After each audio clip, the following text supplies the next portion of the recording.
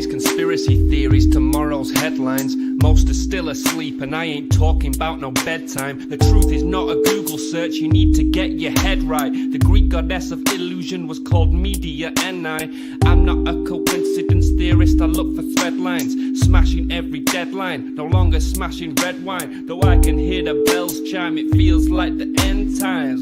That probably should have been smashed on red wine, but the carnal mind is foolish. Obey and end up ghoulish. Don't get used by instinct, take control and learn to use it. Make a load of earnest music, earn a few quid, learn a few tricks. Sure, the truth is persecuted, this whole world is pure abusive. Know a bit about everything and everything about nothing. Figured out my noggin while you picture out shopping. You sit about watching while I dish it out, stop it. I don't mean to sound cocky, I'm not even proud of it. It's a second itch to me, just for me to sound honest. I don't even need to sound honest, never been about profit. Everything but out on it, you can bet your house on it. Doubt I'll be out for the count when the sounds, and I'm down for the beat, no beat down. I mean, how long's it been? Help me out. I've been the only one who's held me down. All in the mind, hell freeze now. Still sick with it, healthy how? Few bars down and the world freaked out. I don't reach out, I seek out to speak out. I'ma recount the reasons they beat out.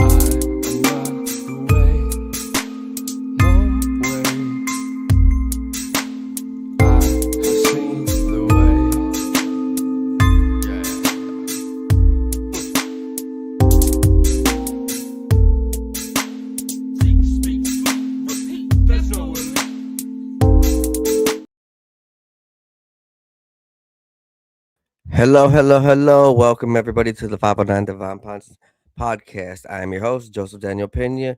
Thank you guys for being here. If you guys could like, subscribe, and share.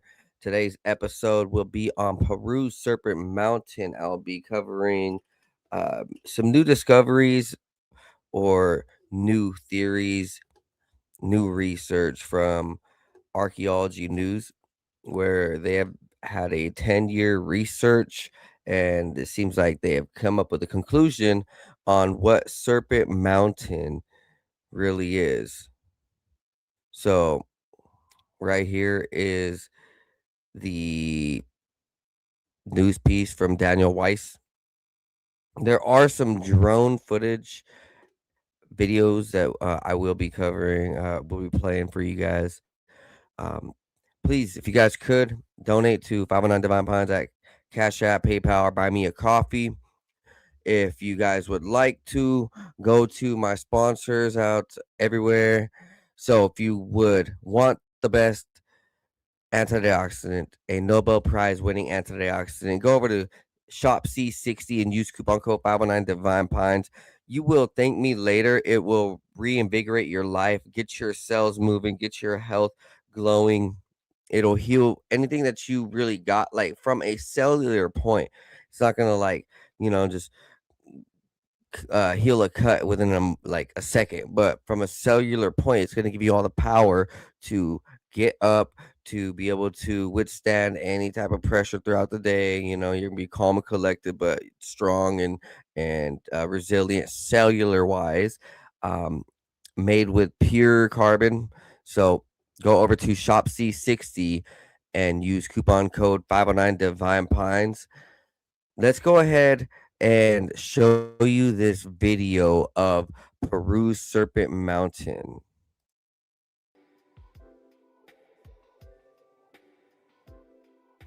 Well, sorry about the first 20 minutes. I was actually reading the article and reading but my mic was on mute, so I'm gonna have to edit that out. Let's go ahead and I'm gonna go ahead and play a quick commercial and cut this video, and that way, no, you know what, I'm just gonna start reading the article. Unreal. Here it is, Return to Serpent Mountain by Daniel Weiss. So here is the band of holes, what we just saw. It's called Serpent Mountain or Monte Sierpe or band of holes. Whatever you call it, it is by far one of the most mysterious things in Peru. On a hillside rising from Pisco Valley in southern Peru's coastal desert, just over 20 miles from the Pacific, lies one of the most puzzling and puzzled over built features in the world, known as the Band of Holes. It stretches for just under a mile and consists of thousands of circular depressions arranged in neat rows and divided into discrete sections. The band averages around 60 feet wide, and the holes range from 3 to 6 feet across, from 1.5 to 3 feet deep. The array is known locally as Monte Sierpe, or Serpent Mountain, a nod to the band's sinuous form as it wends its way up the barren slope. It's truly unlike anything I've ever seen, says archaeologist Jacob Bongers of the University of Sydney. You're walking up this hillside, and it's just more and more of these precisely aligned holes. It looks kind of like a lunar landscape. It's otherworldly. Indeed, who are so inclined to say this is the work of extraterrestrials?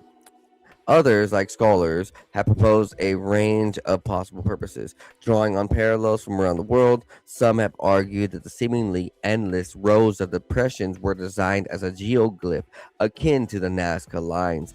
80 miles to the south, it doesn't look like any other geoglyph in the Andes, says archaeologist Charles Stanish of the University of South Florida. But then again, it doesn't look like anything at all. Doesn't look like anything we've ever seen. Others have noted the band's resemblance to the networks of shallow holes, which spikes were placed to defend late first millennia BC settlements in Scandinavia, but no evidence of strife, much less an adjacent settlement to defend, has been found at Monte Sierpe. Many have insisted the holes held rainwater or captured fog and played a role in agriculture, based on comparisons with similar depressions in the Canary Islands used to grow wine grapes. But rain, fog, and groundwater are extremely scarce to non existent in the valley, and the Pisco River has been used for millennia to irrigate the fertile valley, making hillside gardens both impractical and unnecessary. Just because something is structurally similar doesn't mean it's functionally similar, says Bongers. Bongers, I love it. Bonger rips. Likewise, suggestions that the holes might have been served as tombs or mining test pits that had fallen by the wayside given the absence of human remains or traces of metal ores. So this is a huge, huge road. This isn't like, 10 by 10. Like, this is, like they said, it goes on for a mile or more, few miles maybe. That definitely was hard work and ingenuity, intelligence.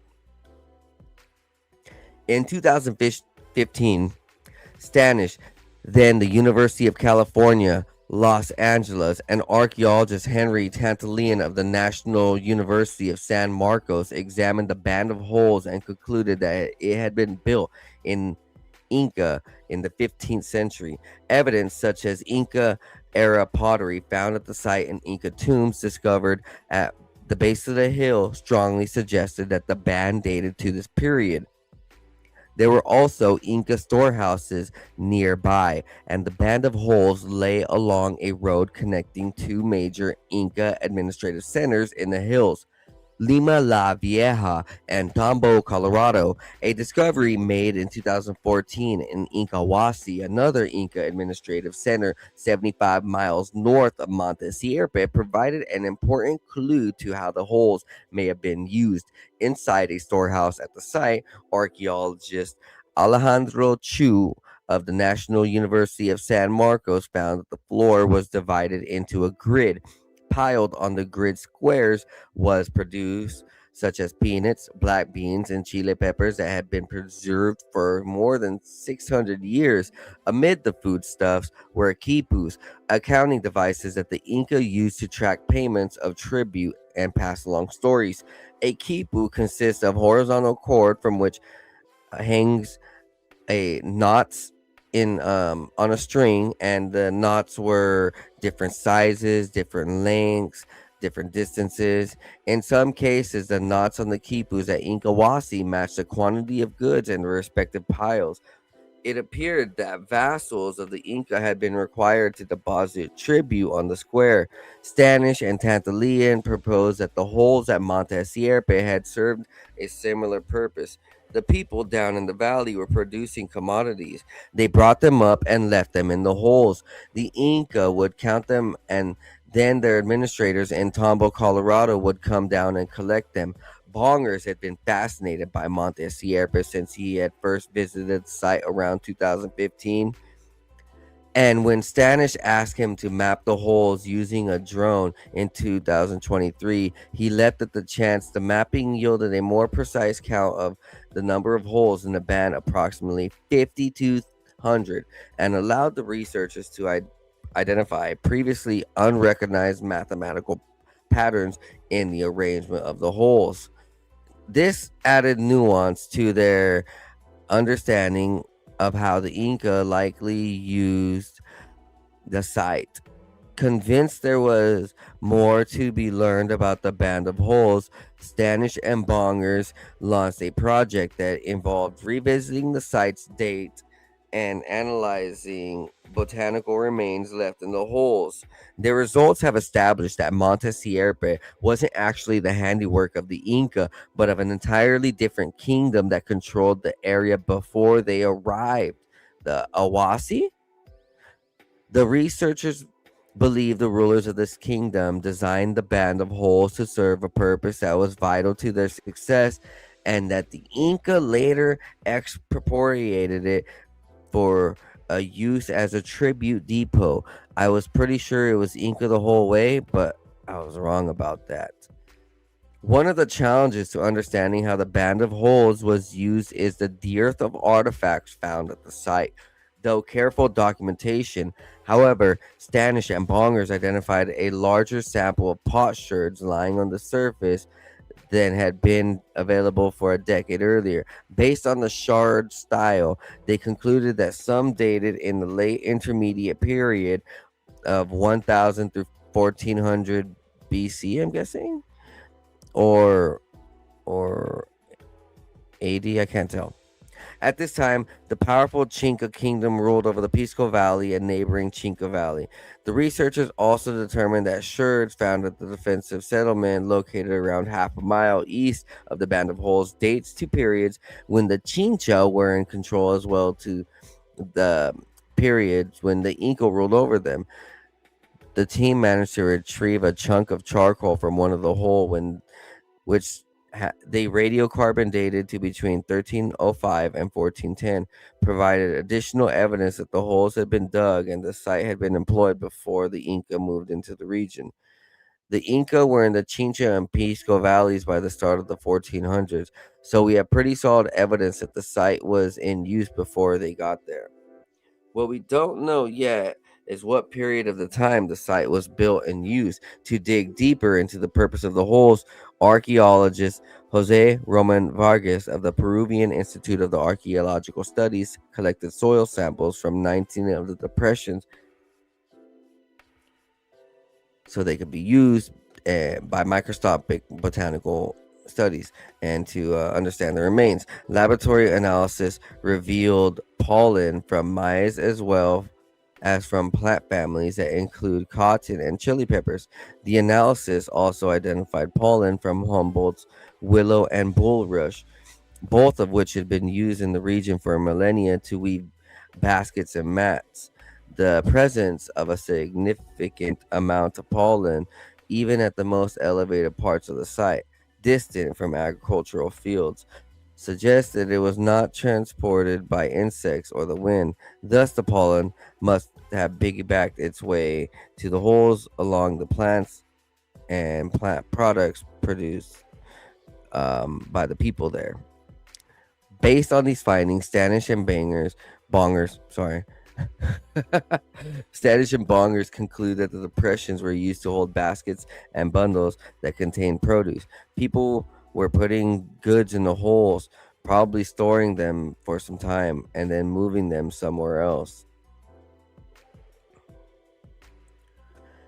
So here is Pisco Valley. This is This is early in the 1900s. So they already came across amazing farmers that were here in the South American mountains.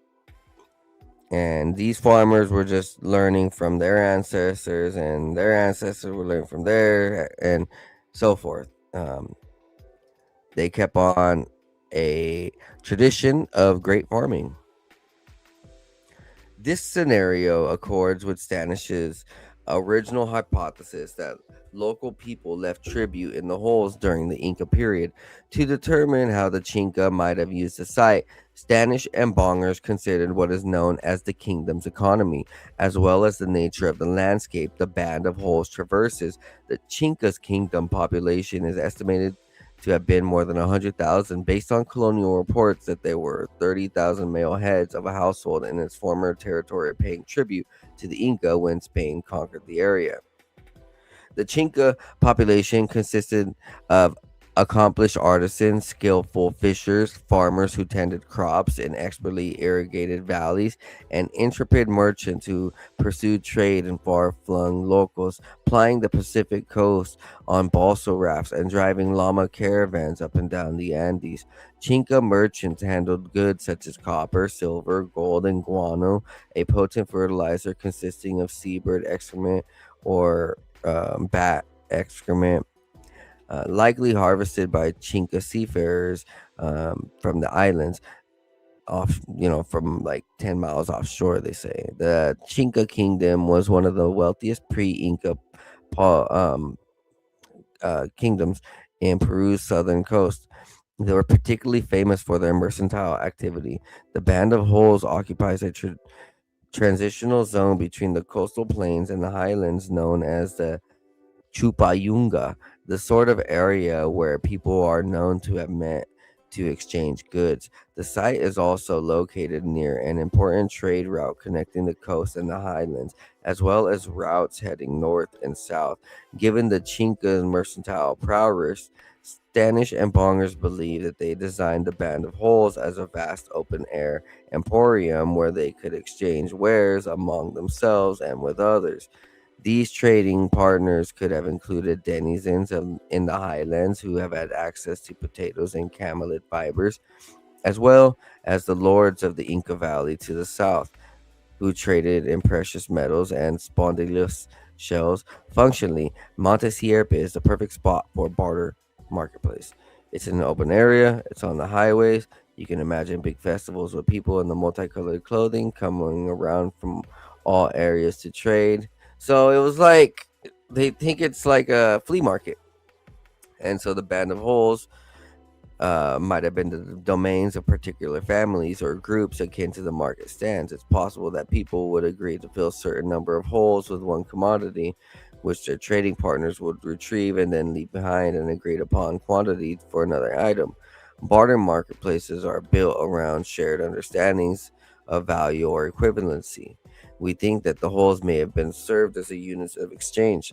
I have 20 holes of maize, which you can see right there because it's out in the open. I want 10 holes of cotton. Stanish and Bongers believe that when the Inca encroached upon the Chinca territory in the early 15th century, the new arrivals saw the potential of Monte Sierpe to facilitate collection of tribute. As a big empire, the Inca don't like marketplaces. They see something like this and think, we don't want these people to be exchanging resources among themselves. We want the resources. So let's appropriate this and turn it into a counting device. Where once the Chinca had allotted portions of the Band of Holes to use for market stands, the Inca now reorganized communities into new groups that were assigned to fill the holes in designated sections with tribute. Based on their detailed drone images, Stanish and Bongers were able to develop an understanding of Monte Sierpe's layout that would have required countless tedious hours of ground survey.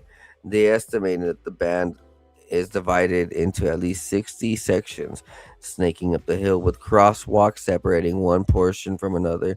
The researchers also detected uncanny patterns in how holes were arranged.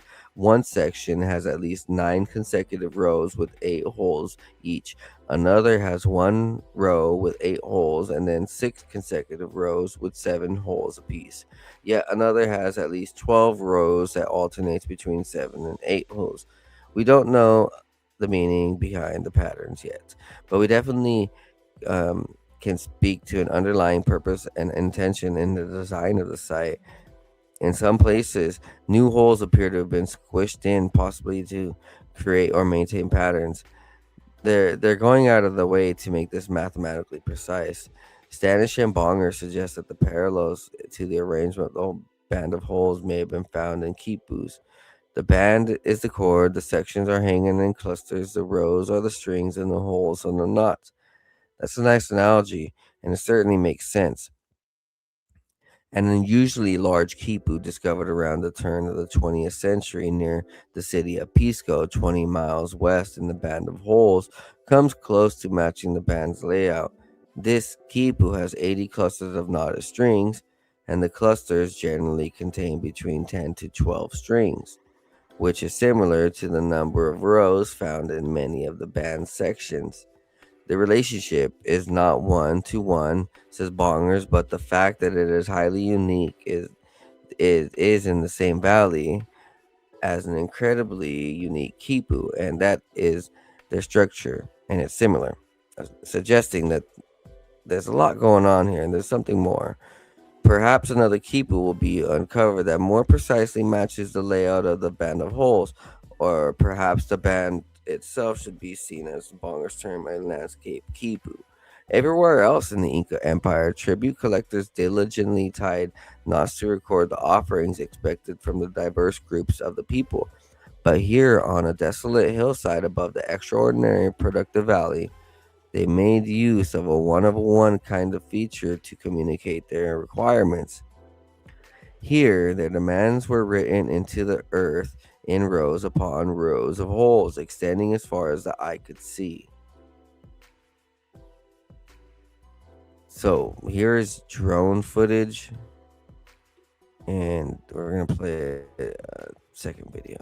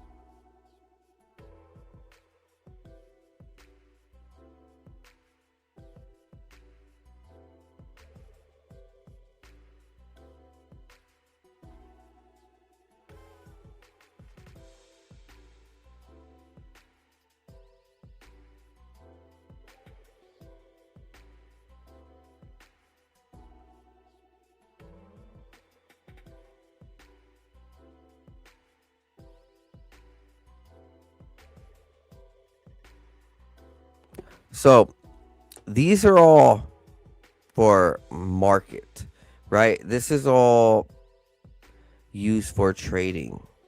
They had produce in there, they had all sorts of different things.